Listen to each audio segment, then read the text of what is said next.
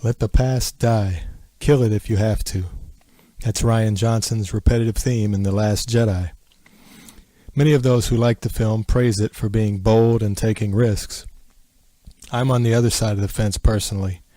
Those who don't like the film have had varied reasons, but many take issue with the way Luke was portrayed, and also the original characters as a whole in the sequel trilogy, beginning with Han Solo and The Force Awakens. Now everyone knows that Harrison Ford wanted Solo to be killed off, so it was expected, but the method and means of how it was done, and then again with Luke in The Last Jedi, is the issue that doesn't sit well with many fans. One fan released a statement which I agree with myself. He said, "There's no problem with resolving the storylines of the old characters to make way for the new ones. The problem is that they are being resolved by dragging them through the mud and then killing them. That's totally unnecessary. It's like they are afraid that the new characters are not good enough to compete with the old ones unless first they are made significantly flawed and then killed off in the most anticlimactic and disrespectful way possible."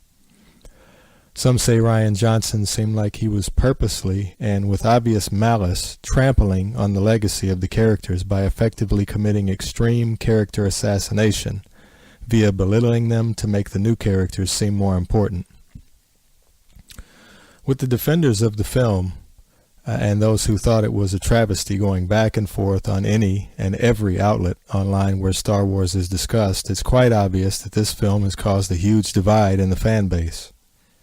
If you fall into the category of not liking the film, be prepared to be called one or more of these disparaging terms: butthurt, fanboy, the B word, whiner, loser, crybaby, neckbeard, basement dweller, hater, moaner, snowflake, and any other number of high school bully style insults.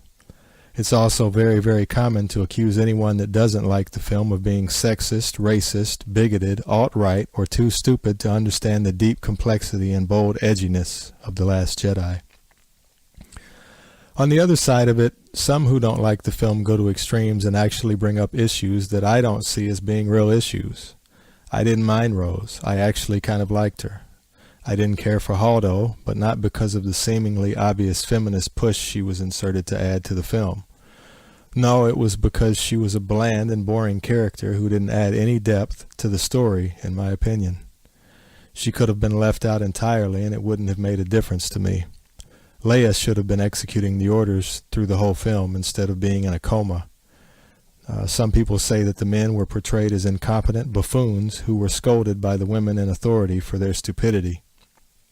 I guess I can see how people would get that impression, but that's not an issue with this film to me. It's not my issue with the film. Finn was severely underused in this film as opposed to The Force Awakens. Rey was a little too perfect at everything in a sense, but I could overlook that if the film was actually written better and had a better overall story and plot. Poe was not as enjoyable as he was in The Force Awakens.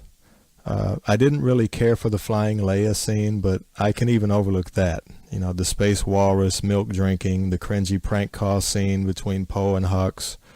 What I have a problem with the most, above all else, is Luke. Mark Hamill tried to warn those of us who grew up loving the character that he didn't like the direction Johnson and Kennedy took Luke in. There's a video on YouTube actually with 50, I think it's called 50 different times Mark Hamill tried to warn us about The Last Jedi. Check it out, it's worth watching. Now, everyone knows the now famous quote in which Mark Hamill said to Rian Johnson that he fundamentally disagreed with every choice Johnson made to Luke's character. And of course, it's well known that Mr. Hamill said he had to look at it as a different character that he called Jake Skywalker to effectively carry out the role. After months and months of interviews where he said these things, he released 2 tweets saying that he was essentially taking back everything he'd previously said. Anyone who knows how a binding legal contract works, especially with a big budget film like Star Wars, suspected immediately that Mark had been told to stop bad-mouthing the film by Disney and Lucasfilm. He denies this, but it seems pretty obvious. For the record, anyone who is a fan of this film will probably not enjoy the videos I'll be uploading on this channel. I'm not a fan of the film. The channel is called After the Last Jedi because things will never be the same, and it's obvious due to the extreme impact this film has had on everything that came before it and everything that will come after it. I don't know what J.J. Abrams could possibly do to redeem what was done to Luke Skywalker in The Last Jedi. Now, I'm not political in any way. I don't like politics. I don't have anything to do with politics. I'm not a Democrat or a Republican or a far right or far left extremist. But there were obvious, blatant political agendas and feminist ideologies sprinkled heavily throughout this entire movie. It wouldn't bother me as much, honestly, if they weren't so distracting and obvious to the point of interfering with the quality of the film. I've heard people in other videos talk about the postmodern and nihilistic themes that are heavily pushed throughout the film. But again, if Luke had been honored and portrayed correctly, those things would not have fazed me either.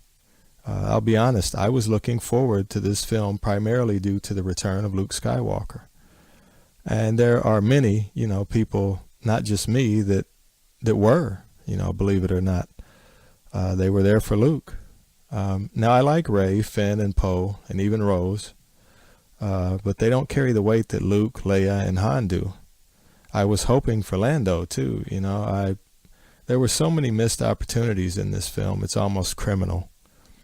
If the original cast would have been left out altogether, it may have been better than bringing them back to show them as complete failures and broken, old, useless relics to be discarded after showing how meaningless everything they did in the previous films were. Anyway, that's all for this video. If you enjoyed it or agree with it, please like and subscribe to the channel for more content that will be coming soon. All right, thanks.